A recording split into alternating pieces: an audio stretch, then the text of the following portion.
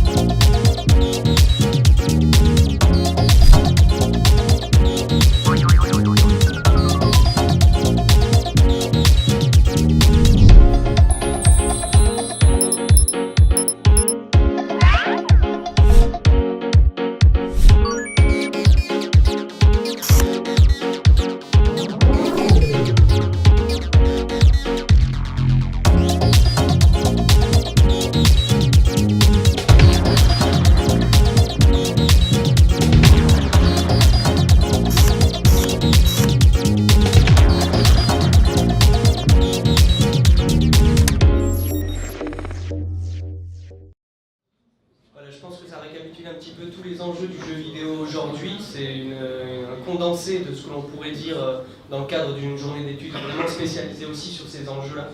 Donc il faut savoir aussi que le jeu vidéo en France en 2017 a obtenu un chiffre d'affaires de 4,3 milliards d'euros, si je ne dis pas de bêtises. Donc là c'était donc des pronostics lorsque ça a été réalisé. Donc je vais demander tout de suite aux différents intervenants de venir, alors principalement à Alexis Blanchet, Julien Chaise, qui est journaliste donc, spécialisé dans le jeu vidéo depuis 1997 et qui a travaillé sur plusieurs plateformes et supports de communication autour du jeu vidéo, que ce soit des sites internet, que ce soit également aujourd'hui la plateforme de vidéo YouTube, mais également autour de magazines papier. Également Damien Thèse, qui est gérant de Diffintel Langon, qui peut venir me rejoindre, Bertrand Brocard, président du Conservatoire national du jeu vidéo, Philippe Dubois, président de l'association mo5.com, et je crois que j'ai appelé tout le monde est présent. Ma question, ça va être par rapport au dématérialisé. Justement, on parle de développement d'industrie et on voit que le dématérialisé prend de plus en plus de place dans le marché du jeu vidéo. Et je voulais savoir, est-ce que vous pensez que ça va pénaliser le support physique à long terme, ou est-ce que le support physique a encore de l'eau de l'empire? Donc, bonjour à tous, donc moi je suis gérant d'un magasin de jeux vidéo à Langon qui est à 20 minutes de Bordeaux. En fait, c'est comme Micromania, voilà. C'est le jeu vidéo Inco. Alors, pour répondre à votre question pour la démat, effectivement, depuis environ 1 an et demi, 2 ans, les clients qui viennent régulièrement nous posent la question de savoir qu'est-ce qu'ils vont devenir. Personnellement, je pensais, et d'autres acteurs du marché, revendeurs, pensaient que ça prendrait peut-être un peu plus de temps, vers 2020-2022, le temps que la fibre optique s'installe vraiment partout, dans les villes, dans les villes moyennes, etc. Et en fait, il s'est trouvé que dès le mois de décembre, les revendeurs de jeux vidéo, tout ensemble confondus, que ce soit APAC en distribution, mais Micromania, Gamecash ou même nous au réseau Jeux Vidéo Co, en gros, on a accusé une baisse entre 20 et 25% du chiffre d'affaires pour décembre, qui est, pour nous, si vous ne le savez pas, c'est là où on réalise entre 70 et 80% de notre chiffre d'affaires à l'année. Donc effectivement, la démat vient de plus en plus dans la on va dire, monnaie courante dans le quotidien des gens. Il y a ça. Et puis après, pour se battre, on va dire, sur le physique, je pense que oui, on aurait pu avoir encore de bonnes perspectives sur le physique. Malheureusement, on se fait concurrencer par la grande distribution qui utilise le jeu vidéo comme produit d'appel, c'est-à-dire qu'ils vendent ça à prix coûtant, voire à perte, parce qu'en France, c'est interdit de revendre à perte, mais par les systèmes un petit peu comptables, on va dire, on arrive à vendre à perte. Vous voyez une différence entre 20 ou 30 euros de moins chez Carrefour, Leclerc ou Auchan, comparé à Micromania ou Gamecash ou chez nous. Et voilà, donc ça, effectivement, on en souffre. Et puis, bien sûr, l'Internet avec Amazon. Donc voilà, là, ça s'est accentué. Maintenant, voilà, est-ce que ça va continuer? Pour ma part, je pense que le physique va vite prendre une claque, on va dire, d'ici 2, 3 ou 4, 5 ans. Et de toute façon, l'avenir est dans le dématérialisé, pour ma part.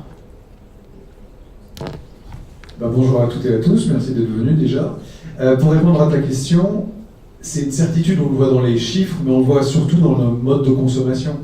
Et en fait, il y a deux choses à ça. C'est un, est-ce que le dématérialisé va prendre le pas? Oui, c'est déjà en train d'être le cas, petit à petit. C'est très simple, regardez le marché du PC, du jeu vidéo sur PC. Il est assez avant-gardiste au final, puisque les consoles d'aujourd'hui, la PS4, la Xbox One, c'est juste des PC rossés un petit peu, mais la philosophie même, c'est celle du PC. C'est d'ailleurs pour ça que maintenant il y a des itérations de consoles, des mid-gen, comme on les appelle, les PS4 Pro, la Xbox One X. C'est tout simplement pour rester dans la course par rapport au PC. Et bien sur PC, c'est pas 40% de dématérialisé, c'est 99% de dématérialisé. Ça n'existe quasiment et virtuellement plus l'achat de jeux physiques, mais à la fois posez-vous même la question, j'imagine que si vous êtes là, c'est que vous êtes quand même un peu joueuses et joueurs, de plus en plus, un jeu physique, c'est quoi? C'est un jeu qui est plus cher que si on l'achète en démat, dans lequel on a une boîte, dans lequel il n'y a même plus de notice, il n'y a rien, et sur PC, parfois, il n'y a même pas de disque dedans, il y a un code. Alors quel est l'avantage fondamentalement? Alors que le dématérialisé, vous pouvez l'avoir directement. Alors je sais, la grande problématique aujourd'hui, mais objectivement, posons-nous à pas 6 mois, mais à 5 ans, à 10 ans, on parle de la décennie, c'est celui du débit des réseaux Internet. Tout le monde n'a pas la chance d'avoir la fibre, tout le monde n'a pas la chance d'avoir un super débit, et aujourd'hui, quand c'est le cas, quand ils ont une zone blanche, qu'on est mal desservi en capacité Internet, c'est l'horreur. Enfin, moi je sais que parfois quand je voyage un peu, quand je vais un petit peu partout sur les salons et je parle avec des joueurs et des joueuses, et il y en a qui me disent ouais mais attends, le dernier Mass Effect, je l'ai acheté en démat, j'ai téléchargé, il m'a fallu 1 semaine, 40 gigas. Et là je comprends que la personne fasse non mais le démat c'est nul. Mais sauf que, rappelez-vous, il y a 10 ans, il y avait des gens qui évoquaient que peut-être on aurait des films sur Internet. Maintenant, c'est la base. Et donc, je pense que l'idée même du démat versus le physique va, dans 10 ans, être dépassée et remplacée par un autre phénomène qui est celui de la possession même de l'œuvre, en l'occurrence du jeu. Les générations, peut-être un tout petit peu plus jeunes que moi, en tout cas, parce que je suis plutôt jeune, eh bien, n'achètent plus, en fait, ils louent. Mais ils louent au sens large du terme, c'est-à-dire Netflix, c'est finalement de la location de contenu. Quand vous prenez de la VOD, vous n'achetez plus. Mais finalement, entre prendre un film qui va vous coûter 3-4 euros en VOD, que vous allez regarder une fois, ou acheter le DVD que vous allez peut-être regarder 2 fois, mais qui vous aura coûté 20-25 euros, il y a beaucoup de personnes, je ne dis pas tout le monde, peut-être pas vous d'ailleurs, mais qui vont se dire que quelle est la plus-value, quoi. Pour avoir 2 bonus et demi, c'est pas grave. Donc je préfère ce genre de choses. Et donc on en arrive maintenant, au même moment où le dématérialisé est en train vraiment de se généraliser. Activision Blizzard, vous connaissez probablement, c'est l'un des plus gros éditeurs au monde. En 2017, ils viennent d'annoncer que dans leur chiffre d'affaires, la moitié de leur chiffre d'affaires, c'est du dématérialisé. Donc c'est fini, c'est réglé, c'est réglé. C'est plus qu'une question de 2, 5, 10 ans, c'est tout. Et donc la question d'après, et elle va se poser extrêmement plus vite qu'on ne le croit, à mon sens, dès cette E3, il va y avoir des mouvements extrêmement forts. Le 3, pour ceux qui ne connaissent pas, c'est en gros c'est le festival de Cannes des jeux vidéo. C'est une fois par an à Los Angeles. C'est là où il y a énormément de choses qui sont dites.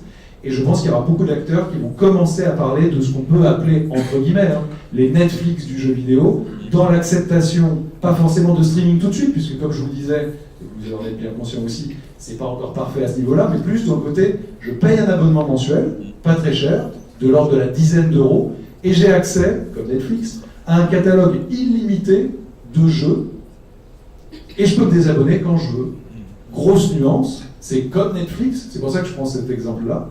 Les grosses exclusivités majeures de ceux qui feront ça, en l'occurrence il y en a déjà un qui s'est positionné, c'est Microsoft, seront disponibles dès le jour de lancement, intégrés à l'intérieur. C'est tout bête comme réflexion, c'est vous payez votre jeu entre 50 et 70 euros, et bien avec cet abonnement-là, c'est 10 euros par mois, vous vous désabonnez dès le mois d'après, vous avez ce jeu qui vous coûtait 50-70 euros. Donc à la limite, en un jeu, c'est déjà rentabilisé, et en plus vous allez jouer à celui-là, mais il y en a 600, et dans 5 ans, il y aura 1200, et dans 10 ans, il y aura tous les jeux. Donc, à mon sens, c'est ça vraiment la réflexion sur le dématérialisé, elle est de 2 ordres.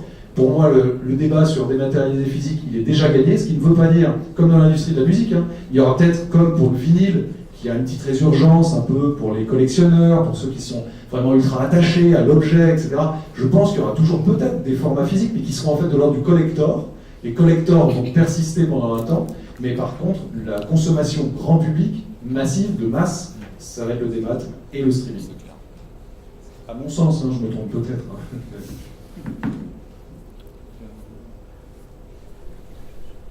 Est-ce que les autres conférenciers voudraient rajouter un mot sur la question de la dématérialisation, notamment Bertrand Brocard, je voulais savoir si la question de la dématérialisation, et Philippe également, jouait un rôle dans la question de la conservation, c'est-à-dire que, bon, peut-être pas la dématérialisation, mais plutôt le numérique, la numérisation des données.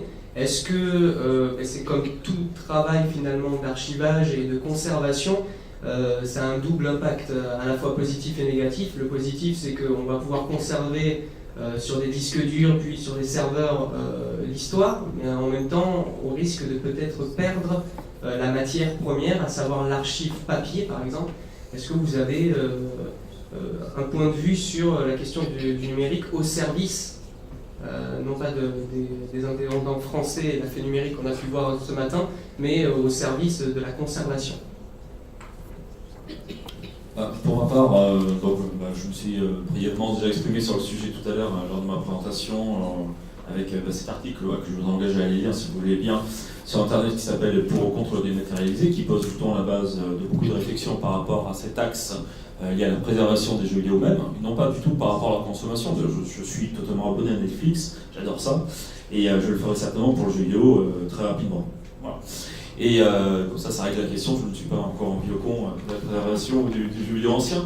Mais par contre, effectivement, juste pour cet axe préservation, où ça pose énormément de problèmes. Et c'est pas tant le fait, on va dire, de le consommer sous cette forme ou une autre, par rapport au dématérialisé, de prendre l'abonnement, etc. C'est vraiment quasi intégralement juste cette question, ce problème de DRM. Les fameux DRM, le Digital Right Management, qui sont les protections anti-copie, anti-tout ce que vous voulez au sein d'une œuvre, qui font qu'effectivement, lorsque vous allez jouer un jeu, comme disait tout à l'heure Julien, sur le Netflix du jeu vidéo, vous pouvez être sûr qu'il y a plein d'acteurs qui travaillent là-dessus et qui vont nous proposer des choses à prix cassé très rapidement, c'est sûr. Lorsque vous allez télécharger un jeu, par contre, il va être complètement lié à cette plateforme-là. Et lorsque cette plateforme-là va disparaître parce qu'à cause de la concurrence, celle-ci va péricliter et va faire faillite, le jeu que vous aurez acheté potentiellement via cette plateforme sera complètement disponible. En fait, vous ne pourrez plus rien en faire. Et ça, c'est extrêmement grave. Ce que disait également Julien, moi-même, je suis tombé dessus et je suis pas un vieux con du jeu vidéo, enfin j'essaie de ne pas trop l'être, hein. Et je joue à autre chose que l'Atari 1600. Mais lorsqu'effectivement ça m'est arrivé, mais j'ai été tellement choqué d'acheter un jeu sur, je ne sais plus trop ce que c'était un Mass Effect 3 je crois, de recevoir la boîte avec une notice à la con, juste une photocopie quoi, et un code dedans. Je dis mais what the fuck, c'est ça le jeu vidéo que je viens d'acheter, qui est un bien matériel qui m'appartient, et il n'y avait même plus de disque, il n'y avait que dalle, juste un lien, et je crois qu'en plus le code était foutu. Enfin, c'est dire mais on marche sur la tête quoi. Et le problème est qu'on dépossède les gens, en fait. Moi c'est ça qui m'attriste. En fait, dans la dématérialisation, pourtant je consomme sur smartphone, etc. D'ailleurs je vois beaucoup de problèmes aussi, mais liés à la disparition des œuvres. Mais moi ce qui m'intrigue c'est qu'on dépossède les gens des œuvres qu'ils achètent potentiellement, en tout cas s'ils le font c'est en âme et conscience, bien de leur expliquer qu'ils ne sont plus propriétaires, pourquoi pas, mais du coup ces œuvres-là ils ne les auront plus un jour ou l'autre, et à un terme assez potentiellement même moyen terme, et ça je trouve ça très problématique, avec mon œil de je sais pas comment dire, préservateur, je ne sais pas si ça se dit pas, du jeu vidéo, encore une fois, comme je disais tout à l'heure, est-ce que dans 10 ou 20 ans, je vais pouvoir montrer, je dis n'importe quoi, justement le Mass Effect 3 auquel j'ai même pas pu jouer, que j'ai acheté neuf, si je veux le montrer dans 20 ans, mais qu'est-ce que je vais le montrer? La jaquette, toute pourrie, le jeu j'aurais pu accéder, le DRM il faut l'activer en ligne sur je sais pas trop quelle plateforme d'Ubisoft ou Activision ou d'Electronic Arts ou machin, elle sera plus disponible évidemment dans 20 ans, où le jeu sera plus du tout activable, il sera plus au catalogue, il n'y aura plus rien. Alors que ma cartouche NES, ma cartouche Mega Drive, elle marchera certainement encore et je pourrais toujours la montrer à mes enfants. C'est quand même vachement problématique, je trouve. Et lorsque moi je consomme un jeu, en tout cas j'essaie pour l'instant, ça changera peut-être un petit peu, mais lorsque j'achète en tout cas un jeu, je l'achète parce qu'il me plaît. Et ce qui me plaît, c'est l'œuvre. L'œuvre, c'est une œuvre de l'esprit, c'est l'œuvre de quelqu'un, d'un créateur. Ça peut être un groupe, mais c'est souvent quand même une personne ou un groupe de personnes. Et donc j'achète un bien qui me plaît parce qu'il me correspond et j'apprécie il y a plein d'affinités avec cette œuvre, quelles que soient les qualités. Et donc plus tard, j'aurais envie de la retrouver. Tous les livres que j'ai lus quand j'étais ado et qui m'ont transporté, j'ai extrait les machins, ils sont toujours chez moi. Et pareil pour la musique, j'ai toujours mes CD audio, et pareil pour mes VHS. Au moins, elles ont été transformées, mais j'ai ces œuvres avec moi, et elles se baladent. Et dans 5 ans, actuellement, c'était l'actualité de l'année dernière, c'est quand même hyper récent. Apple, c'est Apple, mais ça peut être Google, hein, c'est pas pour taper sur Apple, bien que. Mais Apple a transformé son market en ligne, son store, et a viré toutes les applications 32 bits du store. Soudainement, il y a des centaines de milliers d'œuvres qui ont disparu. Et vous les retrouverez jamais. Et il y avait certainement des choses qui vous plaisaient dedans. Et pourtant, elles ont disparu. C'est gravissime. Donc nous, on s'intéresse à ça. Et tout à l'heure, ce que j'évoquais, qui est un chantier vraiment très complexe et très sophistiqué, qui est lié à la sauvegarde et à la préservation des jeux dématérialisés, c'est pour contrer justement cet effet-là d'obsolescence programmée, on peut en parler, à très court terme, et qui sont liés à des DRM qui nous empêchent finalement de posséder les jeux qu'on achète. Juste pour faire rapidement, et juste faire le débat, je suis d'accord avec toi, mais dans les faits, je ne suis pas d'accord avec toi. Probablement parmi vous, il y en a qui ont une NES, une Super Nintendo, une Mega Drive, etc., avec des prises Péritel. Et aujourd'hui, vous avez des télés HD, Full HD, peut-être même si vous avez la chance, une télé 4K, et elles sont où les prises Péritel? Et avez-vous gardé, ou avez-vous la chance d'avoir une suffisamment de grande maison, appartement, etc., pour garder des télés cathodiques? Moi, par exemple, je fais partie de ceux qui ne peuvent plus jouer à ma Super Nintendo, à ma NES, etc.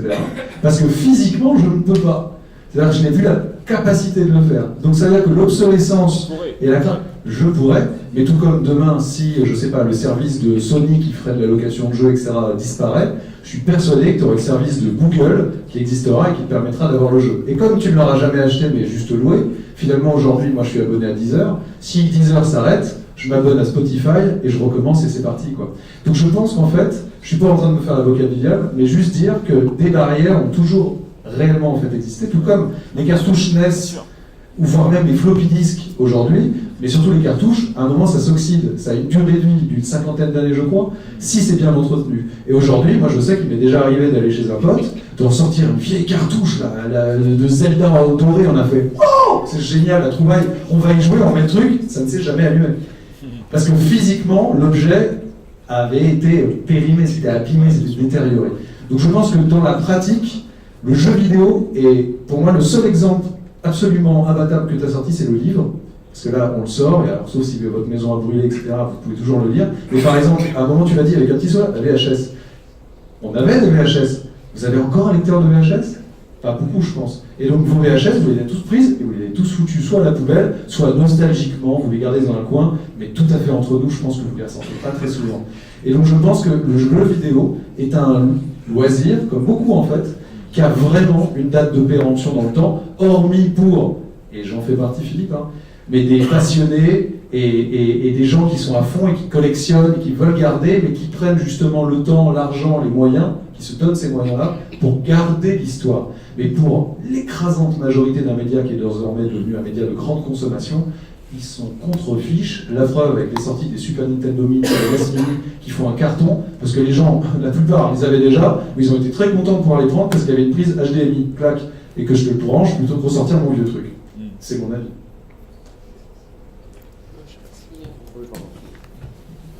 Non, moi je veux dire juste un mot par rapport au problème de conservation. Effectivement, les jeux dématérialisés, avant d'être dématérialisés, sont matérialisés quand même. Parce que les auteurs, enfin les créateurs, eux, ne font pas dématérialiser. Alors, le problème, c'est qu'il existe ces versions, avant qu'elles soient dans l'App Store ou dans le Android, etc. Mais le problème après, c'est de garder effectivement cette version et les trouver et pouvoir les faire marcher. Et puis il y a aussi le problème, c'est que toutes ces créations, avant, elles étaient faites en papier, c'était dessiné, c'était écrit à la main, il n'y avait pas d'imprimante, pas de photocopieuse. Donc tout ça, ça laissait des traces faciles si tant est qu'elles étaient gardées, faciles à relire. Maintenant, quand on reçoit les archives d'un jeu ou quand un programmeur nous donne des choses, souvent c'est une clé USB qui arrive par la poste ou c'est un DVD. Et alors, il ne prend pas de place, hein, c'est l'avantage. Hein. Mais voilà, donc on est confronté à toutes ces questions-là du numérique, des formats de fichiers, parce que là par exemple on a des centaines de disquettes de travail, mais tous les éditeurs créent leur propre format. Hein, donc voilà, chacun crée un format son, un format d'animation. Donc si on ne retrouve pas les outils qui servaient à les faire, voilà. Donc le problème, il est ancien en fait. Il n'est pas simplement dans les nouveaux, la prospéritel, la dématérialisation. Dès le début, on a eu ces problèmes de changement de machine, de lire, etc. Voilà. Alors c'est vrai que c'est quand même un problème, parce qu'effectivement, il faut envoyer un DVD, alors pour le coup, il faut aller l'explorer, chercher à l'intérieur des fichiers, retrouver ça, retrouver les outils pour les ouvrir. C'est une galère complète. Si tant est que le DVD fonctionne encore, ou que les disquettes fonctionnent encore, ça c'est un problème qu'a abordé Philippe tout à l'heure, etc. Alors moi, c'est vrai que ça me parle de dématérialisation, parce que moi, je faisais des produits qui étaient hyper matérialisés, parce que non seulement il y avait une disquette et une cassette, mais il y avait aussi une boîte qui était un élément du jeu, il y avait des indices dans la boîte, il y avait un bouquin, il y avait des machins comme ça. Et c'est vrai qu'à l'époque, c'était pas notre raison première de le faire, mais les gens qui jouaient sur des copies, qui n'avaient pas la vraie boîte, qui n'avaient pas les vrais indices, qui avaient juste une liste de trucs, etc., ça n'avait pas grand-chose à voir. Voilà. Enfin bon, maintenant on en est passé à autre chose. Et Ah voilà, je vais rester là, parce que sinon je vais parler. C'est pour ça que dans MGS, à un moment, il dit le code est derrière la boîte du jeu, parce que vraiment c'était pour empêcher le piratage à l'époque. Maintenant, bon, avec Internet.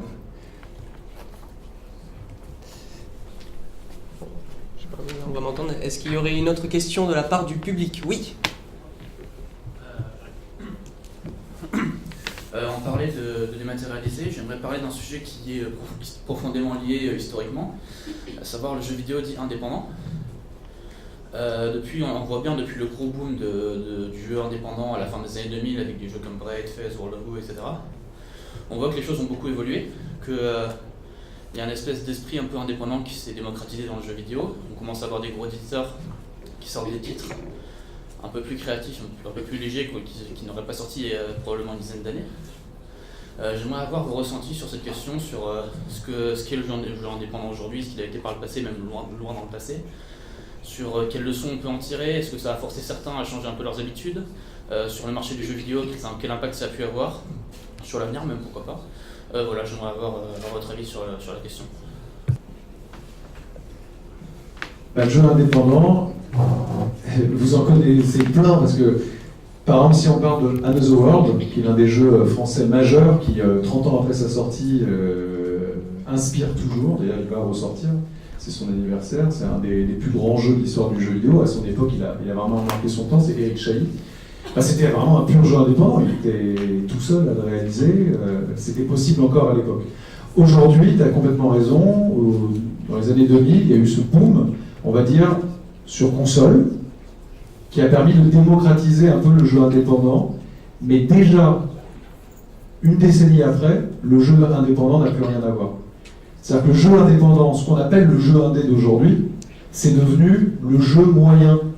Je parle en termes de valeur de production, du nombre de personnes qui travaillent et de l'argent que ça coûte. C'est-à-dire que le jeu indépendant maintenant, je parle vraiment de ceux qui ont un peu de médiatisation quand même, ceux qui ont des volumes de vente relativement conséquents, parce que sinon il y en a plein, des dizaines de milliers, limite presque par an, entre le fin fond de Steam, les iOS, Android, vous en avez vraiment plein, mais c'est souvent des jeux qui restent ultra confidentiels. Donc par exemple, les équivalents des Braid, des Fez et compagnie, qui étaient vraiment faits par des équipes extrêmement ramassées, aujourd'hui les mêmes, par exemple si on parle de Jonathan Blow, quand il fait The Witness, l'équipe elle est beaucoup plus étoffée. Les prochains jeux indépendants qu'on va voir arriver, qui sont un peu majeurs, ils sont beaucoup plus importants.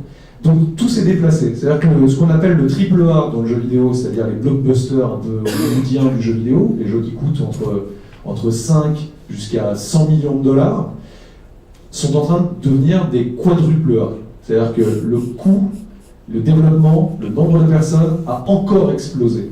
Et donc les indés, alors moins fortement, mais suivent cette tendance-là parce qu'en fait, il n'y a pas le choix. Tout l'espace du jeu vidéo est en train de se décaler. Ça ne veut pas dire qu'à l'avenir, il n'y aura pas des jeux extrêmement brillants et qui rencontreront peut-être un succès critique et commercial, je leur souhaite, s'ils sont de qualité, retentissant, alors qu'il n'y aura qu'une personne. Mais ce sera des épiphénomènes. Ce sera des espèces de success stories que joueurs comme presse se réjouiront de pouvoir évoquer, parce que c'est le cas qui est différent, etc. Je pense par exemple à Paper Please, qui est sorti il y a quelques temps, qui est vraiment là, un tout petit jeu, mais qui a eu un grand impact, parce qu'il y avait une vraie bonne idée, et c'est encore possible, mais c'est quand même extrêmement rare. Donc je pense que le marché du jeu vidéo global a besoin de ces deux jambes-là, le méga triple A qui en met plein la gueule, qui est spectaculaire, etc. Tout comme le cinéma, tout comme la littérature a besoin d'Harry Potter pour survivre, pour faire en sorte qu'il y ait encore des volumes et que des gens vont aller acheter des livres et qu'au passage, tiens, ils voient un autre auteur, etc. Toute industrie a besoin de géants qui vendent beaucoup pour que d'autres plus petits, qui ont peut-être des messages peut-être plus forts, plus profonds, peut-être plus créatifs, peut-être plus artistiques, en tout cas avec moins de contraintes commerciales derrière, puissent aussi subsister, et eux aussi doivent suivre un peu cette courbe-là. Moi aussi, pour ajouter, alors, pas dans le jeu indépendant pur et dur, mais pour dire aussi, là j'ai deux exemples qui me viennent en tête, c'est que même les gros éditeurs style Warner Bros ou même Activision se servent même de leur base où ils ont des jeux comme des jeux bien AAA pour équilibrer même leur compte financier, d'un point de vue économique. Un exemple tout bête, en 2013, Warner Bros, je crois que c'était en fin d'année, sort le jeu Batman Arkham Origins, donc qui faisait antérieur à Batman Arkham Asylum, Batman Arkham City, donc au Batman, pour entre guillemets équilibrer les comptes, parce que entre les différentes sphères où ils sont, entre le cinéma, le jeu vidéo, etc., ils sont basés donc sur un jeu qui était fait, on va dire, à 80-85%. Ils ont remanié un petit peu l'univers en alimentant la carte x3 que par rapport à Arkham City, etc. Ce qui leur a permis sur la fin d'année de vendre un très bon titre et de rééquilibrer, on va dire, les comptes financiers. Donc déjà voilà, c'est-à-dire qu'ils servent aussi de leur base qu'ils ont déjà en acquis, non pas pour le jeu indépendant, mais en blockbuster, pour ne pas recréer un jeu, mais de servir d'un jeu qui avait très bien marché, qui s'est très bien vendu dans le passé, et de jouer sur ça, et dire voilà, c'est la nouveauté, c'est la nouvelle aventure, voilà, mais c'était, entre guillemets, purement pour équilibrer les comptes. Ou même on l'a vu également donc avec Activision sur les Call of Duty, où pendant 2 voire 3 ans, c'était un petit peu compliqué, ils sont partis dans l'espace, dans différents univers, alors que les gens voulaient de la guerre pure et dure. Ils ont remis un Black Ops, qui est la licence la plus vendue chez Activision, chez Call of Duty, Black Ops 3, et là effectivement les ventes sont reparties, et ils arrivent à retrouver maintenant un train convenable, voilà. Mais parce qu'ils se sont appuyés sur des jeux qui ont fait le succès auparavant, donc Black Ops, je vous dis, qui est la licence la plus vendue des Call of Duty chez Activision, pour remettre un coup de boost et repartir là-dessus. Mais ils ont repris pareil, peut-être 70-80% de la base avec mode zombie, etc. Ils l'ont déguisé, ils l'ont rhabillé et ça fait un carton. Je pourrais rajouter un mot en disant, c'était déjà dans la question en filigrane, c'est que finalement le développement indé a toujours été, même au commencement du jeu vidéo, les développeurs étaient des développeurs indés. Les premiers développeurs de jeux vidéo sur micro-ordinateur, ici plus exactement dans l'exemple micro-ordinateur, étaient des amateurs qui avaient acheté une machine à la fin des années 70 et qui avaient conçu un jeu qui était en basique ou en assembleur, en ce qu'ils pouvaient. Ils avaient enregistré leur jeu sur cassette, ça Bertrand, je crois que tu connais bien le principe. Et ils avaient ramené cette cassette-là avec leur jeu à un éditeur qui pourrait éventuellement le commercialiser. Et ça fait partie des tout premiers jeux. On parle de Load Runner, on parle des jeux Philippe Ulrich qui a lancé Cryo, etc. Et finalement, le jeu indé a toujours été présent. Et effectivement, je suis d'accord avec l'analyse de Julien, il se décale parce que finalement, le constat de tout ce que cela donne, si j'extrapole pas, c'est que le jeu vidéo se porte très très bien au final. Et que son chiffre d'affaires ne cesse d'augmenter, que les moyens attribués du fait du marché ne cessent d'augmenter, et que du coup, les jeux indépendants, enfin les développeurs indépendants qui, on va dire, je pense, on peut le dire, dans les années 2000, au début des années 2000, étaient vachement délaissés et crevaient la dalle, on peut le dire ainsi, finalement commencent ainsi à rattraper le train et se portent certainement de mieux en mieux. Mais parce que le parallèle qu'on fait souvent entre jeux vidéo et cinéma, il peut se faire de plein de manières différentes. Ces deux médias ont tellement de similitudes. Ces deux médias qui ont deux jambes qui veulent pas trop dialoguer ensemble. D'un côté, il y a le côté très commercial, et de l'autre côté, il y a le côté très créatif. Et c'est souvent, alors surtout en France, très antinomique. C'est-à-dire qu'on ne peut pas faire du commercial créatif, ça n'existe pas, c'est pas possible. Quand on marche, c'est qu'on est commercial. Quand on est créatif, on est plus petit, et si ça marche pas, c'est très bien, et machin. Et ces deux médias qui ont connu une croissance fulgurante et qui occupent, et qui ont occupé, et qui continuent à occuper une place prépondérante dans le paysage culturel, médiatique des sociétés, dans le monde du divertissement en tout cas. Le jeu vidéo, il rattrape son aîné à une vitesse dingue, mais vraiment dingue. Et en plus, le jeu vidéo, il a cette capacité-là à être pluriel dans tous les sens. C'est-à-dire que oui, il y a du cinéma, on va dire, d'auteur et indépendant, parce qu'on peut être auteur et faire un blockbuster. Et il y a des jeux indépendants, il y a des jeux commerciaux, mais il y a aussi des jeux complètement différents. On parlait de Serious Game tout à l'heure, c'est une autre branche.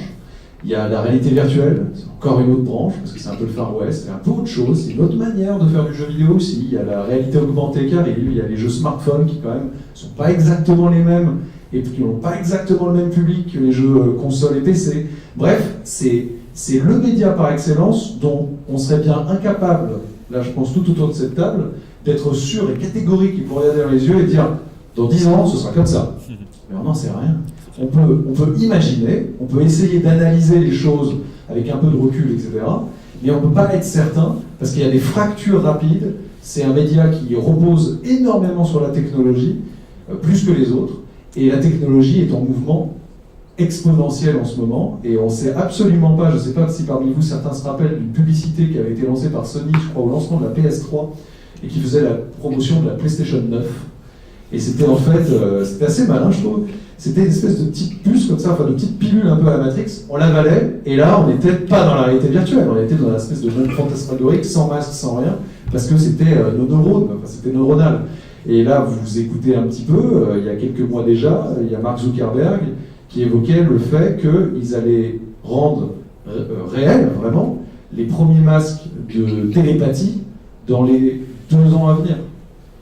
Si demain, en plus, on peut diriger ces jeux juste en y réfléchissant, etc., si demain, on n'a pas un gros masque, mais qu'on est vraiment dans la matrice, etc., autant vous dire que tout ce qu'on est en train de se raconter sur des maths et machin, oubliez, ce ne sera pas le débat, ce sera autre chose. Donc, moi, je trouve que c'est ça qui est fascinant dans le jeu vidéo, c'est toute cette palette possible. C'est pour ça qu'il peut y avoir 12 millions de questions, 12 millions d'interrogations, 12 millions de possibilités, que c'est l'un des métiers dans lequel il y a le plus de corps de métier, Parce que déjà, le cinéma, il y a quand même plus de corps de métier que dans la littérature. Mais c'est pas un jugement de valeur, hein, c'est juste le nombre de personnes qui doivent participer à. Mais je peux vous dire que dans le jeu vidéo, il y a encore plus de corps de métier que dans le cinéma, parce que vraiment, il y a à peu près tous les mêmes, même costumiers. Hein. Pour réussir maintenant dans les jeux les plus réalistes à faire les bons costumes, les bons gars, il y a des costumiers, par exemple. Mais sauf qu'en plus, il y a des level designers, il y a des game designers, il y a de la musique interactive. Alors, il y a des personnes qui sont au-delà de faire de la musique, ils doivent penser à faire des algorithmes pour que quand vous bougez là, la musique, elle s'accorde avec ce que vous êtes en train de faire. Bref, c'est d'une complexité folle, et c'est ça, je trouve, qui fait que c'est le média le plus passionnant à suivre depuis longtemps.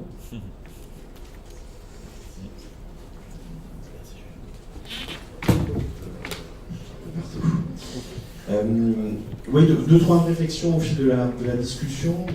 D'une part, c'est vrai que l'étiquette indépendant mériterait peut-être d'être interrogée. On l'a vu ici à travers les propos de Julien ou de Philippe. On s'est habitué à entendre l'étiquette de rock indé, par exemple, ou de cinéma indépendant à Hollywood dans les années 90 ou 2000. C'est vrai qu'il faut se rappeler que quand ces jeux sont arrivés, ce qui les caractérisait, c'est qu'ils étaient moins lourds que les autres, je veux dire, d'un point de vue donné. Rappelez-vous que le Xbox Live, au début, limitait drastiquement la taille de ces objets. Donc, évidemment, ça avait des effets sur les moyens de production qui étaient donnés à la production de ces jeux. Et puis, c'est vrai qu'on a vu parfois apparaître sous le label indépendant, finalement, des jeux qui avaient des budgets de production assez conséquents. On pense, par exemple, au partenariat entre Sony PlayStation et That's Game Company, qui derrière des jeux qui étaient présentés comme indépendants, et comme la production indépendante exclusive à Sony, étaient quand même des productions qui, financièrement, étaient d'une certaine importance. Ça, c'est la première chose. La deuxième chose, c'est un peu le regard que je porte sur du point de vue de l'industrie et des gens qui y travaillent, pour accueillir assez régulièrement des professionnels qui viennent parler à mes étudiants, là, sans bonne nouvelle.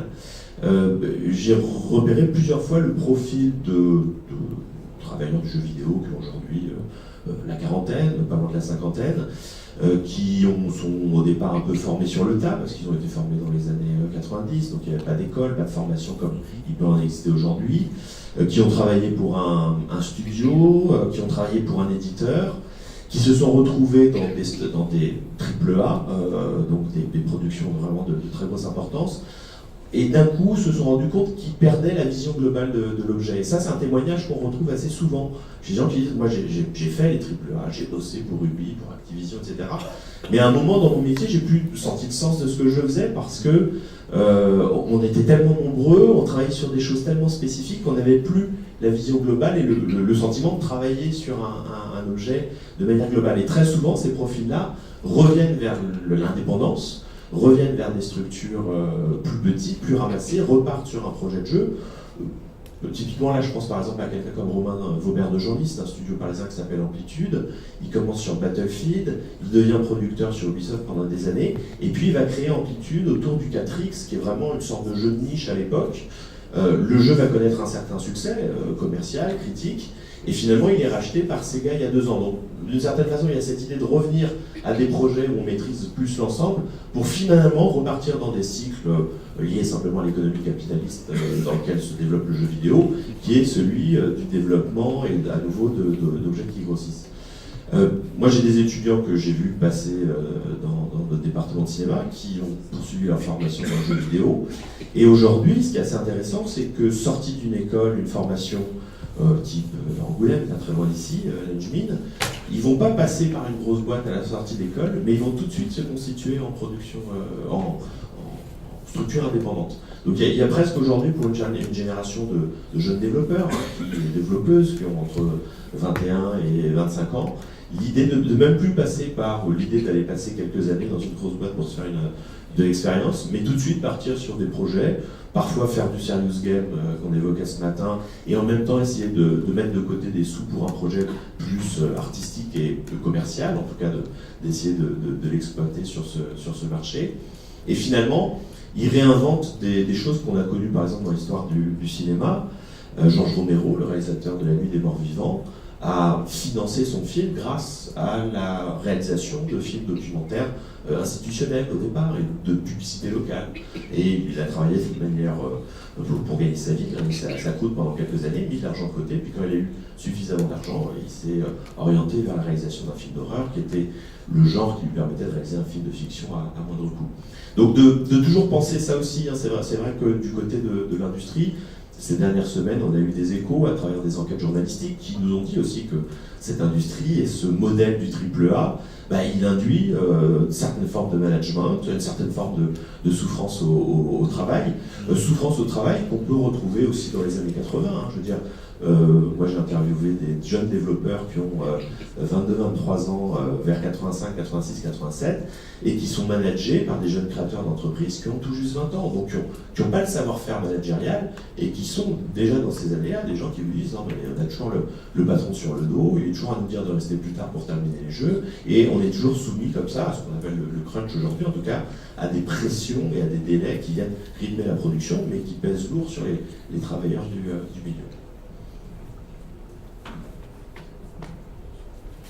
Je dirais juste qu'aujourd'hui, il y a un truc qui est assez formidable, c'est les nouveaux moteurs graphiques, les dernières versions d'Unreal, de Unity par exemple, qui permettent quand même de faire de véritables exploits avec très peu de personnes, voire même une personne. Alors vous n'allez pas faire Uncharted 4 demain, mais je vous invite à aller sur YouTube par exemple et taper Unreal Zelda ou autre, Unreal Resident Evil, machin, et vous verrez même Tomb Raider, et vous verrez des autodidactes, des gens qui n'ont même pas fait en plus d'études poussées de game design, de technologie, etc., réalisées grâce, en additionnant des briques, en ayant un peu de talent aussi, des choses quand même assez spectaculaires. Alors oui, le jeu vidéo se porte bien, l'industrie du jeu vidéo en général, ça rattrape le cinéma, mais on a vu récemment Donald Trump qui déclarait que la tuerie de Parkland il dit que la cause est due à la violence dans le jeu vidéo, mais on a rarement ce genre de déclaration, par exemple pour le cinéma, la violence dans le cinéma ou la violence dans les livres, enfin dans les livres c'est moins choquant, il n'y a pas d'image, mais donc et en plus vous avez dit donc avec les moteurs graphiques qui sont de plus en plus réalistes, donc la violence est elle aussi de plus en plus réaliste, de plus en plus marquante. Je voulais savoir quel est votre avis là-dessus. Est-ce que si on continue avec ce genre de mentalité, est-ce que le jeu vidéo peut vraiment rattraper le cinéma, ou même si on voit que cette mentalité petit à petit, il y a de moins en moins de gens qui pensent de cette manière. Enfin, je voulais savoir votre point de vue à ce sujet-là. Ça tombe bien parce que c'était exactement la question que j'allais poser, donc c'est top. Et pour ça, ce que je vais faire, c'est qu'en plus, avant de passer la parole aux intervenants pour qu'ils répondent à votre question, j'avais exactement la fameuse question. Voilà, c'était en 2012, avant même que comment il s'appelle déjà, Donald Trump. En 2012, avant même que Donald Trump soit président, il avait déjà dit que le jeu vidéo, entre guillemets, était violent et qu'il créait des monstres. Il a dit mot pour mot ça. Et il a récidivé donc il y a quelques temps sur ce sujet. Et à la suite de ça, il y a eu Neil Druckmann, qui est donc un des penseurs et des développeurs de The Last of Us, qui est revenu en disant encore, ça recommence. Donc il y a déjà une sorte de malédiction du jeu vidéo autour de cette étiquette qu'on lui colle au niveau de la violence. Neil Druckmann a conseillé à Donald Trump de se focaliser plutôt sur la question de la santé au niveau des problèmes mentaux, et aussi sur le fait de contrôler plutôt les armes à feu avant de vouloir contrôler les jeux vidéo, sachant que les jeux vidéo sont déjà contrôlés entre guillemets avec les PEGI. Bon, alors, Donald, j'espère que tu me regardes. Pour moi, c'est une preuve manifeste de méconnaissance absolue et de populisme. Dans les propos de Donald Trump, moi j'ai bien regardé son allocution, il cible quand même de manière très caractérisée le jeu vidéo.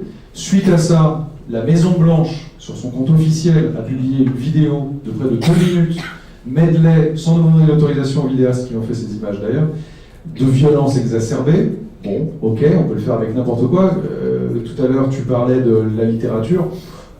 Moi, par exemple, quand dans le métro, je lisais du Bret Easton Ellis et que j'avais des prostituées en train de se faire massacrer, je me disais, les personnes qui lisent au-dessus de mon bras, si on voit ce que je lis, ils peuvent penser que je suis un malade quand même. Et ça, il n'y a aucun problème, c'est culturellement super génial, c'est en vente libre, il n'y a rien, comme ça. Et il parlait aussi justement des ratings dans le cinéma et dans le jeu vidéo. Deux choses qui méconnaissance du sujet, existe totalement, et au cinéma et dans le jeu vidéo.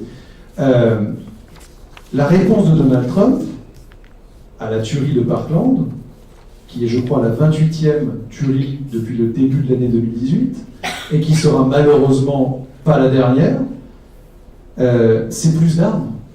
Pour les profs. Pour les profs, qui évidemment, eux, ne peuvent bien sûr pas péter un plomb, bien sûr, évidemment. C'est dramatique à mon sens. Mais si on recadre ça en dépassionnant le débat, juste, c'est complètement de la poudre aux yeux pour décaler ce qui se passe avec la NRA, qui par exemple finance en l'occurrence son parti, qui finance le Congrès américain, et qui a du sang sur les bras. Bref, le jeu vidéo, là, a été attaqué frontalement. Et effectivement, Neil Druckmann a pris la parole, rappelant une chose, qui est que ça a déjà été jugé, un cas similaire il y a quelques années maintenant, puisqu'il y a déjà eu des pressions pour interdire la vente des jeux qu'on va appeler déconseillés ou interdire, alors il voulait les interdire aux moins de 18 ans, sauf que la Cour américaine a statué et a dit qu'en vertu du premier amendement américain, qui était la liberté d'expression sur le domaine créatif, le jeu vidéo rentrait totalement dedans, et donc, basta, rien à voir, ils ont le droit de faire ce qu'ils veulent. En revanche, il faudrait quand même pas, d'un revers de bras comme ça, dire bon, faux débat, le violence dans le jeu vidéo, on s'en fout. Parce que, à mon sens, non, il y a une violence extrême dans le jeu vidéo, qui est effectivement de plus en plus crue et représentée de manière de plus en plus réaliste. Parce que si on dit que les jeux vidéo progressent technologiquement parlant, deviennent photoréalistes et qu'on s'enthousiasme de ça, dans le même temps, quand vous passez... Moi, là, il y a quelques jours, j'étais en train de refaire Uncharted. Uncharted, c'est quand même pas le summum de la violence extrême. À la moitié du jeu, j'avais déjà tué, je suis allé dans les stats, 351 personnes. Bon, alors, pour des jeux un peu plus violents, des Hitman ou quoi que ce soit, si c'est photoréaliste en réalité virtuelle et que je plante des gens tout le temps comme ça, on peut se poser quand même la question. Moi, pour revenir à Neil Druckmann, la dernière création sur laquelle il travaille, c'est donc Last of Us Part 2. J'imagine que parmi vous, beaucoup ont vu le dernier trailer qui a été présenté lors de la conférence de la Paris Games Week. Moi, j'ai été particulièrement choqué. J'en ai parlé, justement. J'ai trouvé ça non pas trop violent, mais complètement inconscient qu'un constructeur, éditeur, en l'occurrence Sony, à horaire de grande écoute, sans aucune mise en garde pour un public qui peut totalement être jeune, s'inflige 5 minutes de torture. Comme moi, j'en ai rarement vu, même au cinéma, ou en tout cas, les films qui font ça, je vais pas les voir, parce que je sais que c'est pas pour moi. Mais là, j'y étais confronté, je savais pas... Last of Us Part 2, ah bah génial, vas-y, qu'est-ce que c'est? Et c'est une nana, pour ceux qui l'ont pas vu, qui se fait poignarder, l'autre qui se fait casser la tête à coups de marteau ou de hache. Bref, je pense quand même qu'on doit avoir une réflexion aussi nous-mêmes sur le média, et c'est pas parce que les créateurs, à mon sens, ont le droit et doivent se sentir libres d'exprimer tout ce qu'ils veulent, que la palette créative ne soit pas bridée, parce que sinon ça s'appelle de la censure, que le jeu vidéo continue à utiliser bien des repères, PEGI et autres, que les parents soient responsables et fassent attention à ce que consomment leurs enfants. Ils ne vont pas donner à leurs enfants de la mort. Bon, bah alors donnez pas des jeux qui ne sont pas faits pour eux. Permettez à des adultes consentants et conscients de ce qu'ils consomment de jouer à des jeux qui peuvent être de leur âge, mais pas à vos enfants. En revanche, réfléchissons bien nous à ça et à qu'est-ce qu'on veut. Et c'est toujours pareil, pour les jeux indés, c'est la même chose.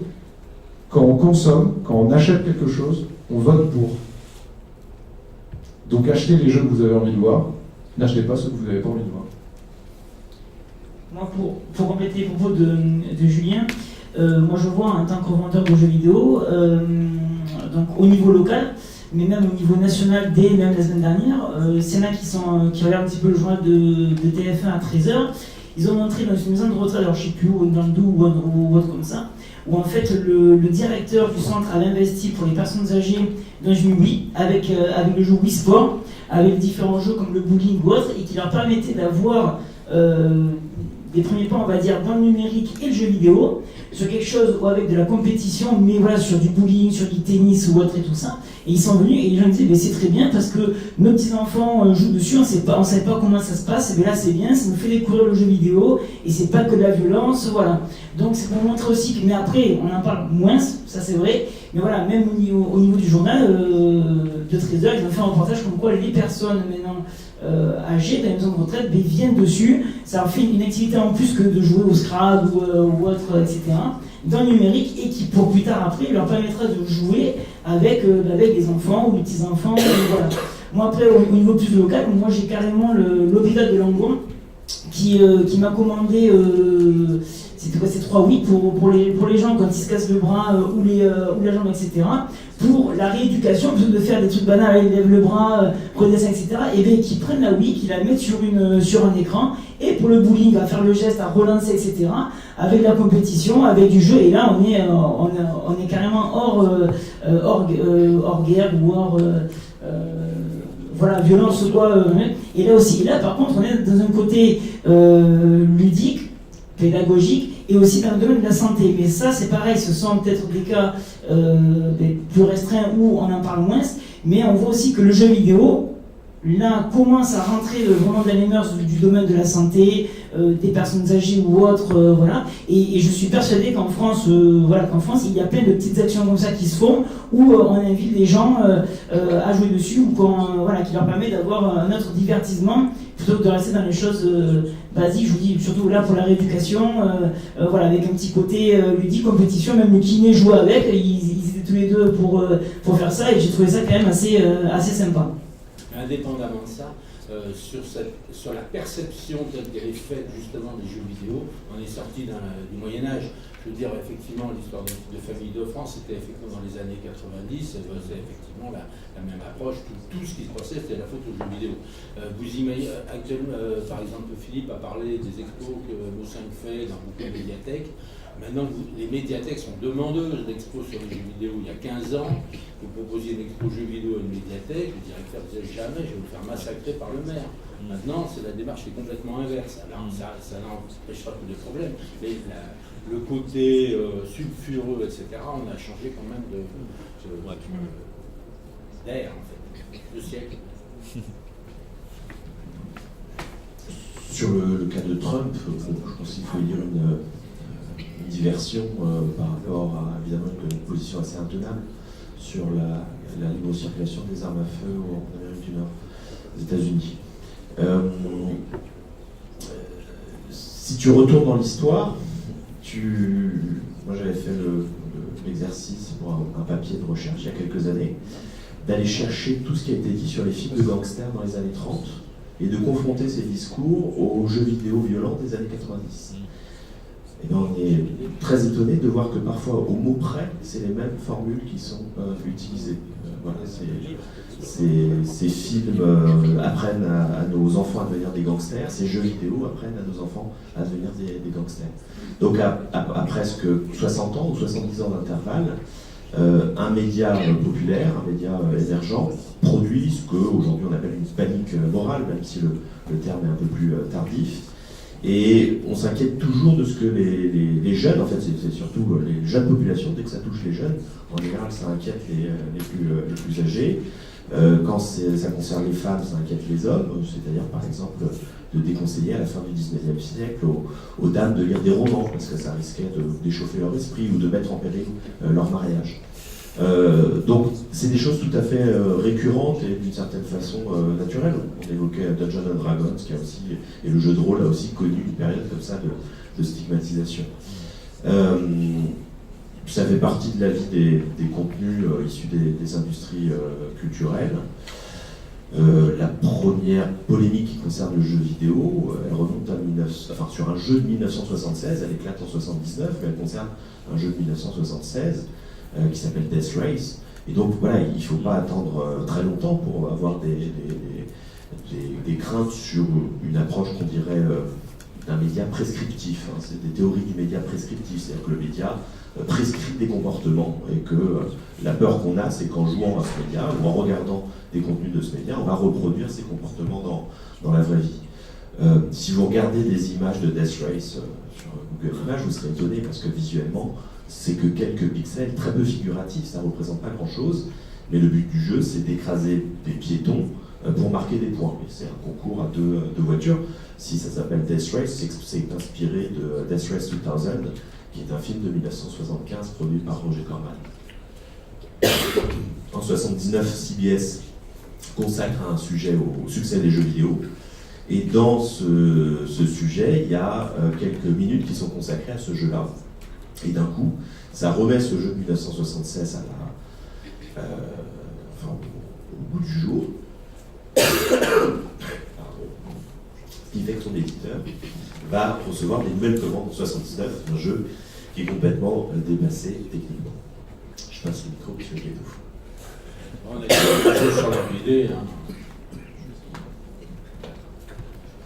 Juste un truc sur Donald Trump, la majorité, l'écrasante majorité des jeunes en France jouent aux jeux vidéo, au Japon jouent aux jeux vidéo, en Italie jouent aux jeux vidéo, en Allemagne jouent aux jeux vidéo, aux États-Unis jouent aux jeux vidéo, et étonnamment, il n'y a qu'aux États-Unis où on retrouve ce genre de problématique.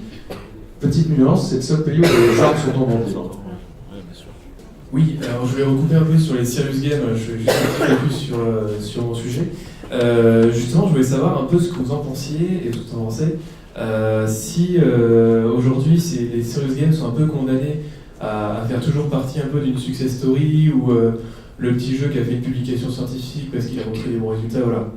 Ou est-ce que, pourquoi depuis le temps, parce qu'on ne peut plus trop dire, enfin quand on est au début des serious games, on en parle déjà depuis un moment, pourquoi les grands les développeurs, hein, Ubisoft, avec le potentiel financier, parce que c'est souvent un grand manque justement pour arriver à des choses aussi impactantes que les blockbusters qu'on a, c'est justement si on y injectait parfois un bon coup de budget, on pourrait arriver, vu le potentiel qu'ont les serious games, à faire des trucs super. Et voilà, comment tu perçois cette évolution? Est-ce qu'on peut imaginer un jour un Twitch des serious games ou une vidéo consacrée à un serious game sur ta chaîne, un truc comme ça? Voilà.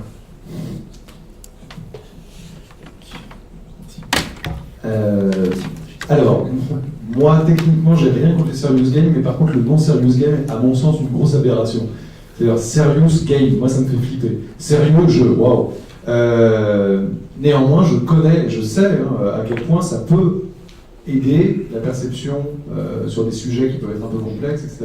Moi je trouve qu'il y a un serious game mais qui porte pas son nom là, qui vient de sortir, ou une serious application, mais moi vraiment je pense que à l'image du mot jeu vidéo, qui pour moi n'a plus aucun sens aujourd'hui en 2018, parce que jeu vidéo, je vois jeu, je vois jouet, je vois enfant, en tout cas dans la tête des gens, enfin je pense qu'instantanément, c'est la résonance qu'ont les gens, et c'est plus du tout ça. Le jeu vidéo, comme je l'évoquais tout à l'heure, est tellement varié, tellement divers. De l'un il y a des jeux, des serious games, il y a des jeux qui sont plus politisés, il y a des jeux complètement fun, il y a des jeux compétitifs, il y a des jeux, tu l'évoquais tout à l'heure, je trouvais ça très intéressant, sur les 4 typologies de joueurs, avec des jeux qui sont dans l'exploration, dans le narratif, dans l'émotion, etc. Bon, on les regroupait tous, entre Mario, FIFA, Call of, Battlefield, machin, c'est tellement différent, bref.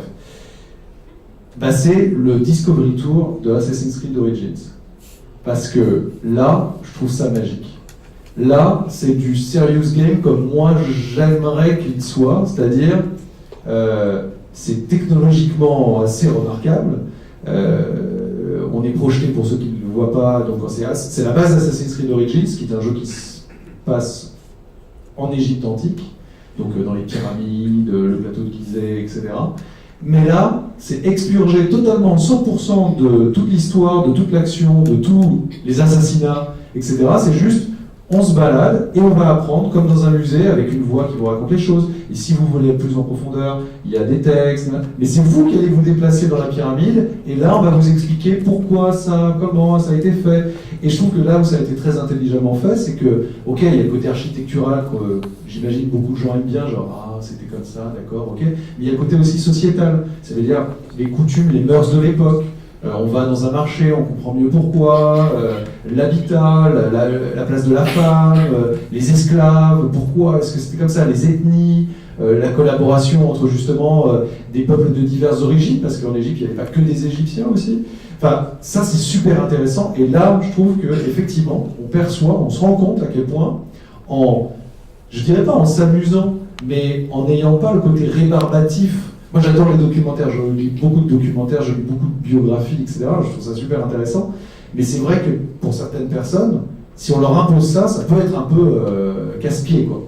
Alors que là, c'est assez dingue. Et moi par exemple, pas serious game, mais un truc qui du coup m'a appris quelque chose, c'est l'expérience en réalité virtuelle de Apollo 11 VR, ça doit être comme ça, c'est disponible sur à peu près tous les masques de réalité virtuelle. Oculus Rift, HTC Vive, PlayStation VR. Et en fait, vous revivez de l'intérieur. Vous êtes l'un des 3 astronautes qui ont fait partie de la mission Apollo 11, qui sont donc ces premiers hommes à être partis sur la Lune. Moi, je sais que l'espace me fascine. Moi, je sais que, de par ma famille, etc., j'en ai entendu parler à fond. Je pensais être assez calé. Et ben, en le vivant de l'intérieur, avec le masque de réalité virtuelle, toute la différence, elle était là, c'est que je l'ai vécu. Je ne l'ai pas lu, je ne l'ai pas vu, on ne me l'a pas raconté, je l'ai vécu. Mais ça change tout. Parce qu'effectivement, j'étais dans le cockpit du LEM, et je me suis rendu compte de la promiscuité de la zone. Je me suis rendu compte de la complexité. J'ai vu les flammes lécher l'habitacle, le tout petit trou de verre là, qui permet de voir au fin fond la terre qui commence à s'échapper, et la beauté et la peur que ça peut générer. Et ça, bah, c'était grâce à la réalité virtuelle, donc grâce à du jeu vidéo. Donc je pense vraiment que, sémantiquement parlant, le jeu vidéo en général, et donc j'y intègre le serious game, devrait véritablement changer ses appellations. Et tu disais, est-ce que plus d'argent, etc. Alors là, moi, je n'y suis pour rien, je ne peux pas définir et décréter, etc. Mais je pense que la réalité virtuelle est un horizon pédagogique phénoménal qui peut marier ludisme, je dirais, plus que jeu, et apprentissage. Et je trouve que jusqu'à présent, peut-être l'un des freins des serious games que j'ai pu voir, j'en ai vu mine de rien pas mal, parce qu'en plus j'étais commissaire au CNC, donc j'en ai audité quelques-uns, c'est que souvent c'était super austère. Et que souvent il y avait plein de textes, et que derrière l'habillage un peu coloré, sympatoche, des trucs, soit pour les plus jeunes, soit pour former des banquiers, soit des machins, en fait, je veux dire, tu faisais ça et tu te rendais compte de ce qu'on voulait vraiment t'apprendre, et du coup, tu pars en arrière. Alors que quand c'est super bien fait, et la réalité virtuelle aide, je trouve, les choses, ça peut être assez magique. Quoi. On va en profiter pour les questions. Je suis là encore un peu, hein. On peut, si des gens veulent répondre,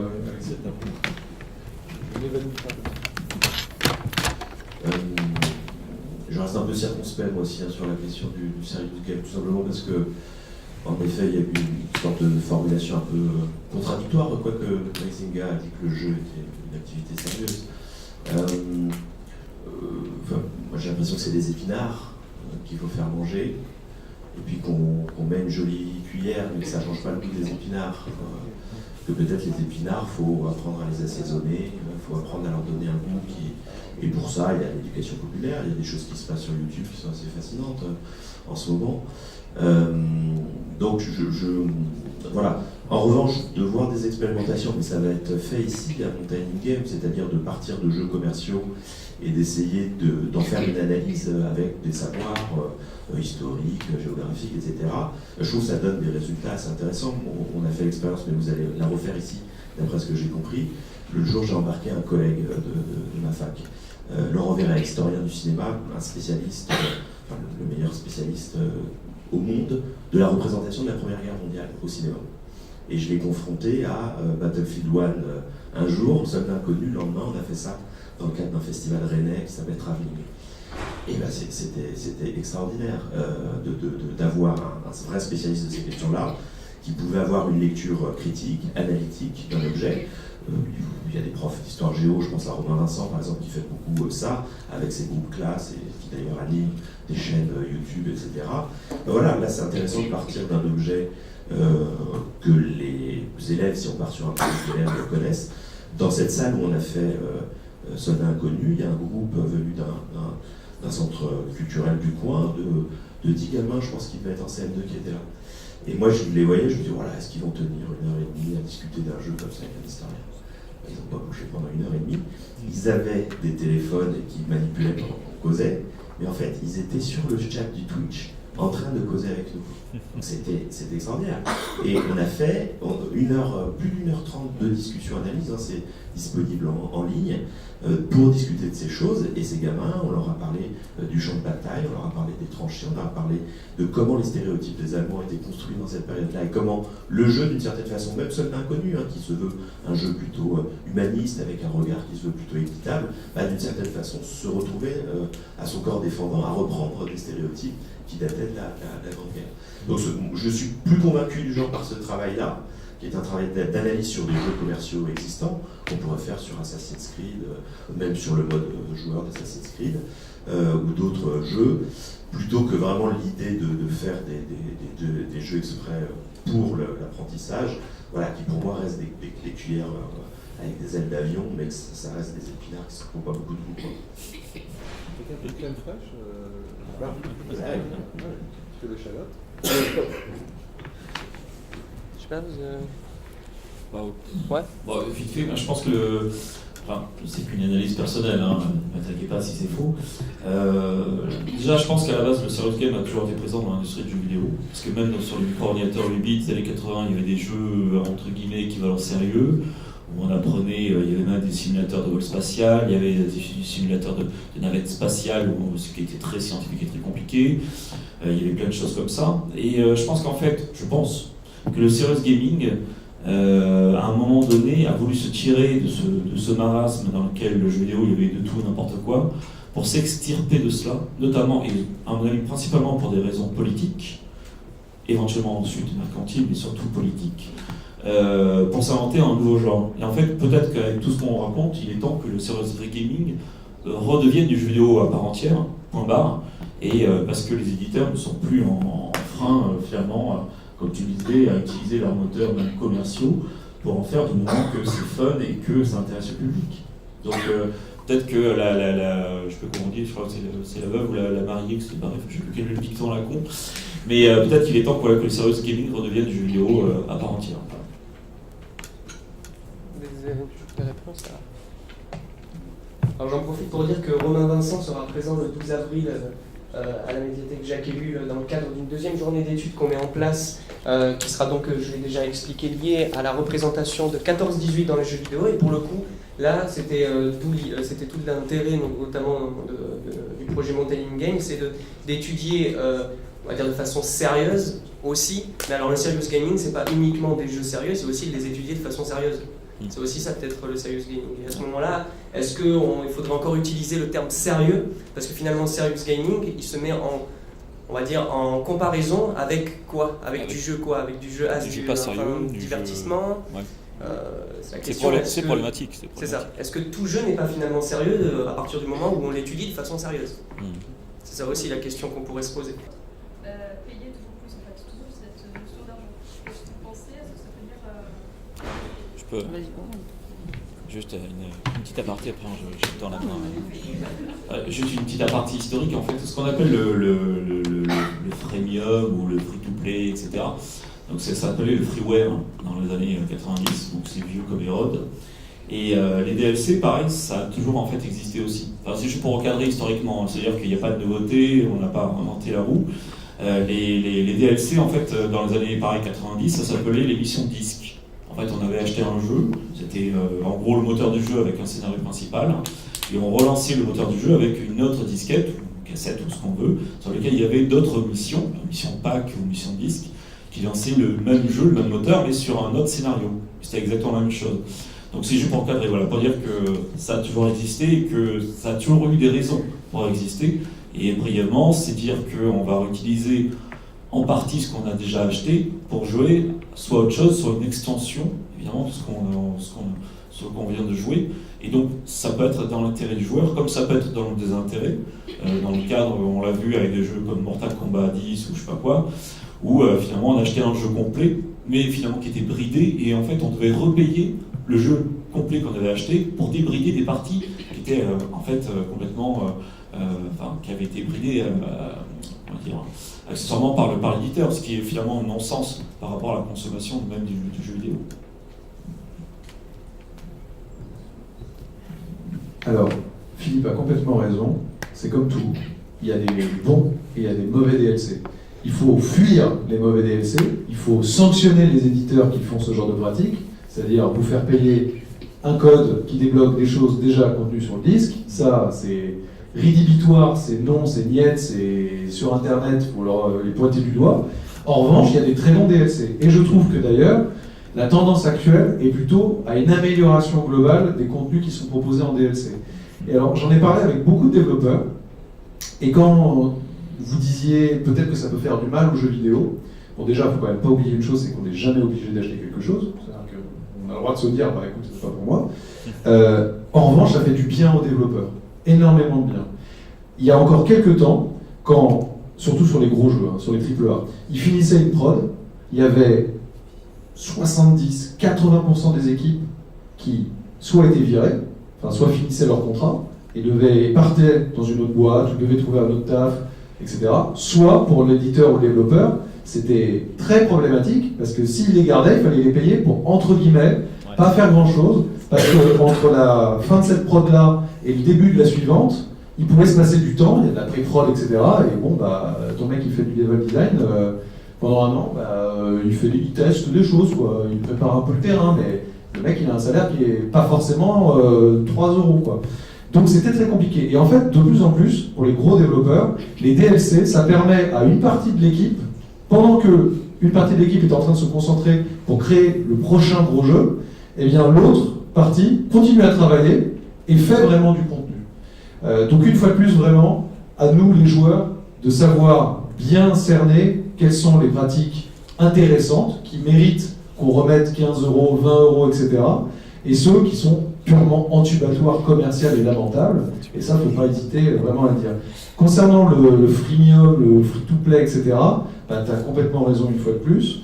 Moi je trouve choquant les pratiques qui font que ceux qui sont capables de payer, parce qu'il y en a plein qui pourraient avoir envie de payer mais qui ne peuvent pas payer parce qu'ils n'ont pas l'argent, etc., que ces gens-là soient handicapés et que les autres soient favorisés, ça crée un jeu à double vitesse, et pareil, c'est détestable. On l'a vu là avec un cas, ça est revenu comme un flamme dans la figure avec Battlefront 2, Star Wars Battlefront 2.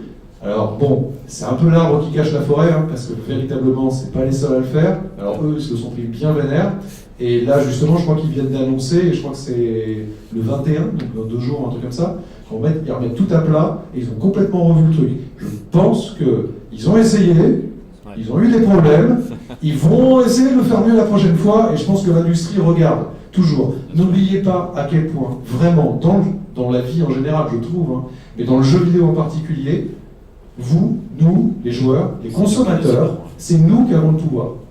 Si personne n'achète de jeux démat, il n'y a pas de démat, on reste au physique. Si tout le monde achète le démat, ou la grande majorité des gens, c'est le démat. Si tout le monde achète des DLC entubatoires, ça va pleuvoir.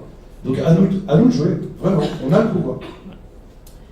Moi, pour compléter les propos de Julien, d'un point de vue économique, il faut savoir que le problème des éditeurs, pourquoi vous avez également des DLC, c'est pour contrer l'occasion. Parce que le marché de l'occasion, ça fait grise mine. Pourquoi ? Un exemple, si on prend un jeu, bon, moi je suis fan de Batman, donc si on prend Batman Arkham Knight, par exemple, sur PlayStation 4 ou Xbox One, quand le jeu sort durant les 5-6 premiers mois, j'ai passé en moyenne sur une centaine de pièces. J'ai eu 60 jeux sur 5-6 mois du jeu, donc plein poids, 69 €. Voilà. Par contre, depuis 3 ans, c'est 2015 qui est sorti, depuis 3 ans, en jeu d'occasion, j'en ai vendu 220. Voilà. Parce que donc, le problème, c'est que quand j'achète en neuf, je commande à ma centrale, qui commande à l'éditeur, et donc tout le monde gagne de l'argent. L'éditeur, ma centrale d'achat, et donc moi dessus. Par contre, dès qu'au bout de 5-6 mois, puisque ça s'essouille, il y a d'autres titres, etc., les gens me ramènent, j'en ai 2, 3, 4, 5 en stock, moins cher, avec une garantie bien sûr dessus. J'en dis, monsieur, Batman Arkham Knight, vous l'avez, d'occasion à 39 €, ah ben là je vous le prends, etc. Et donc en fait, ça fait le yo-yo, mais ça me fait travailler moins, et le consommateur final, c'est-à-dire que l'éditeur, en l'occurrence la Rocksteady, a vendu 60 pièces, si vous voulez, à la centrale, mais moi le jeu a tourné 220 fois, quoi. Donc après 220 moins 60, ça fait 100 et quelques pièces qui ne sont pas tombées sur eux.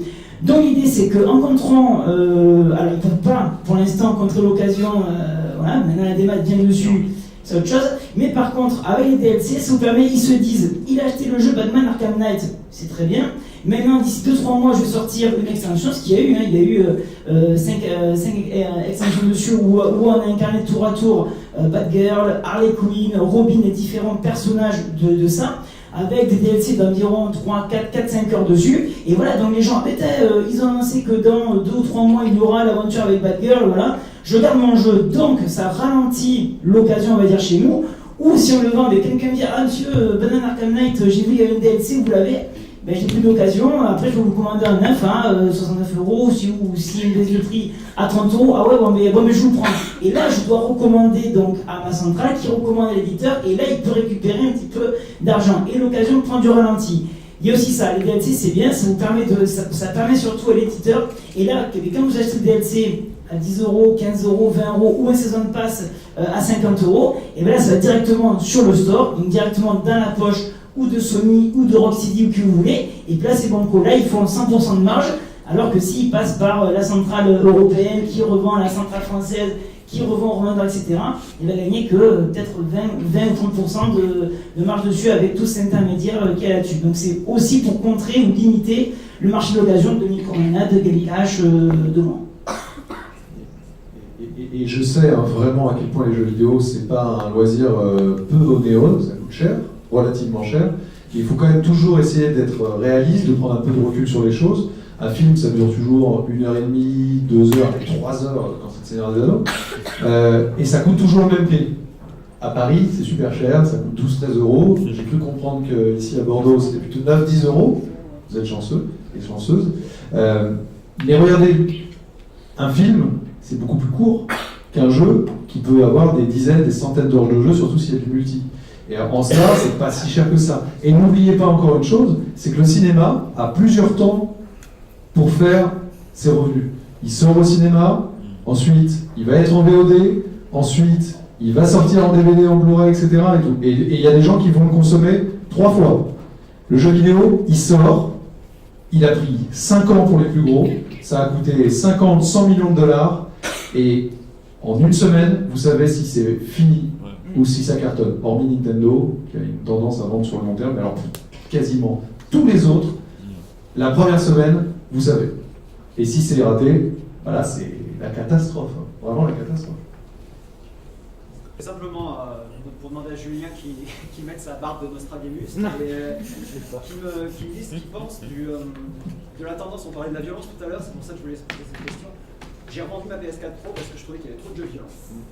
Et je me disais, où est l'onirisme dans le jeu vidéo? Bon, il y a des Ori, il y a des jeux comme ça. Mais où est les Journey? Mais ça commence à remonter un peu. Mais est-ce que tu penses que ça va revenir? Parce que Shadow of the Colossus, parce que moi, franchement, je joue depuis que j'ai 45 ans, je joue depuis que j'ai 10 ans. Je suis un enfant de Deep Dug, etc. Et je me dis, de Pitfall, et je me dis, mais où est le rêve? Mais tu sais, moi je pense que là on est en train d'arriver à une époque qui moi me fascine, qui est à l'heure actuelle, mais je suis persuadé que ça va changer dans quelques années, on a globalement sur le marché des consoles 3 constructeurs majeurs. Sur la génération PS2, PS3 et Xbox 360, franchement c'était les mêmes. C'était quasiment les mêmes jeux, à quelques exclusivités près. Et bien maintenant c'est en train de changer profondément. La ligne éditoriale de Sony se destine à être des jeux solo, linéaires, narratifs pour un public de jeunes adultes qui veulent, quelque part, le côté blockbuster du jeu vidéo. Je parle vraiment pour les exclus, parce qu'après il y a tous les jeux tiers à côté. Nintendo est dans sa sphère, qui peut-être te conviendrait plus. Voilà. Et peut-être qu'il te conviendrait plus.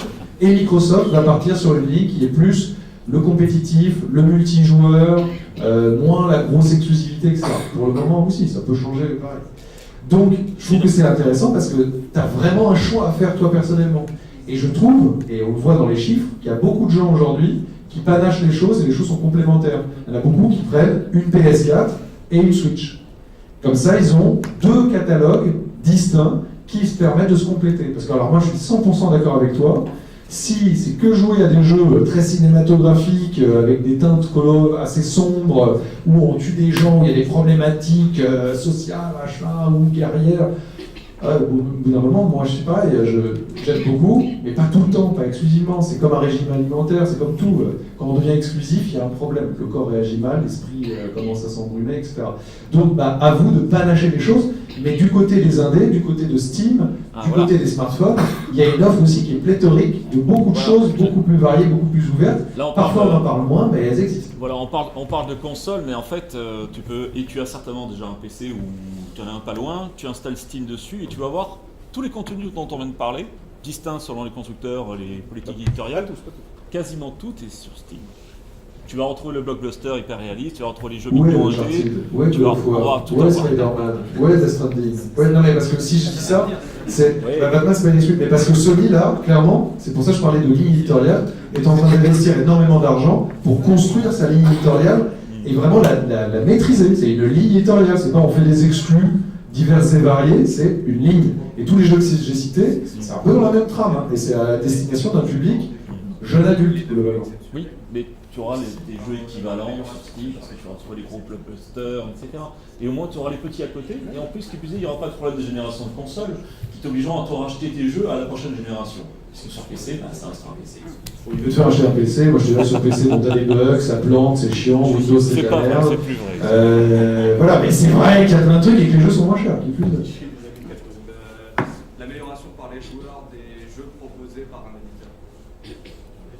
Ce qu'on va avoir par exemple sur Skyrim, le modding, si on préfère l'appeler comme ça. Mais c'est fantastique, c'est génial. Mais moi je trouve ça. Et comment pouvez-vous dire que le PC n'est pas formé? Non, mais je sais, non, mais là c'était un petit troll, effectivement assez basiquement, je le reconnais. Cela dit, il y a, par exemple, là je pense à deux jeux qui sont vraiment purement console et donc pas PC.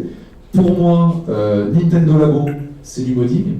Parce que, ok, tu vas créer ton truc, mais derrière, tu vas customiser, tu vas créer même ton propre code, etc. Pour l'avoir essayé, c'est franchement incroyablement fantastique.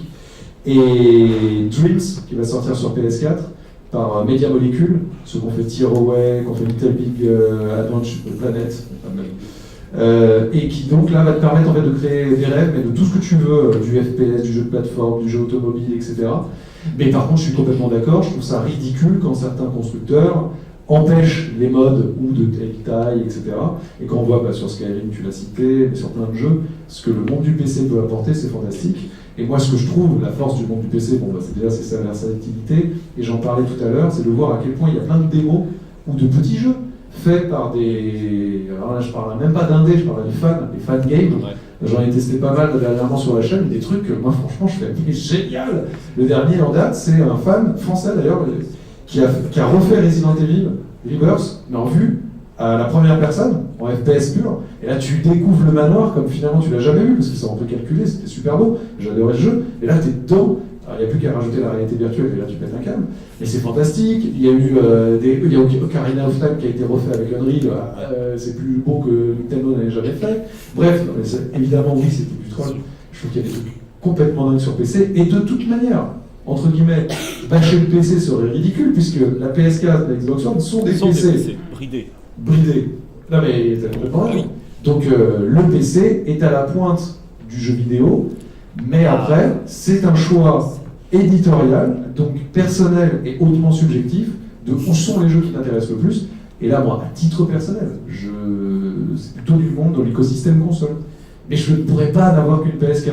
Je ne pourrais pas avoir qu'une Switch, je ne pourrais pas avoir qu'une Xbox ou qu'un PC. Parce qu'on passerait à côté de tellement de jeux.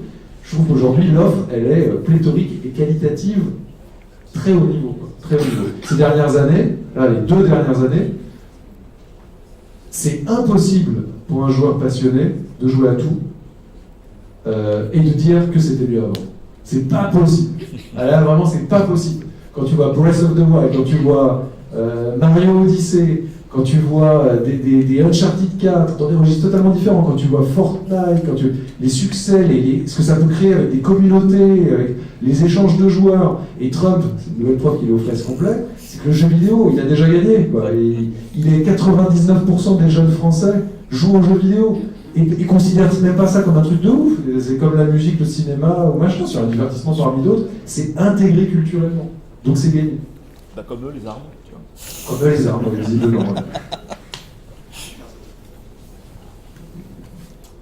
Bon, sur ce, je vais être obligé, c'est moi qui vais être le vilain dans l'histoire. Je tiens à remercier tous les conférenciers qui sont venus, ainsi que cette fameuse table ronde. Vous pouvez aussi, je vous remercie aussi d'avoir répondu présent jusqu'à 17h58. Certains conférenciers vont pouvoir rester s'ils ont envie, sinon vous pourrez discuter avec eux. Là, c'est principalement... On va aller visiter le musée si... Voilà, et le musée ouvert jusqu'à 20h30, le musée du jeu vidéo, qui est un musée à taille bien sûr réduite, on ne peut pas tout mettre. Donc à la Maison des Arts, le bâtiment vert que tout le monde connaît, qui est charmant. Donc ouvert jusqu'à 20h30 et notamment organisé par le musée Ripley et Olivier Boisseau qui est le président de l'association Le Musée Ripley. Et voilà, les collègues. Je tiens également à remercier tous les prestataires, je les ai déjà remerciés, aussi bien la ville de Pessac, l'université Bordeaux-Montaigne, le Réplique qui a assuré également la logistique, les personnes nombreuses, mais je préfère remercier tout le monde directement via un communiqué sur Internet. Là, j'ai peur qu'on perde tout le temps, malheureusement. Je vous remercie d'avoir répondu présent et je vous souhaite une bonne soirée.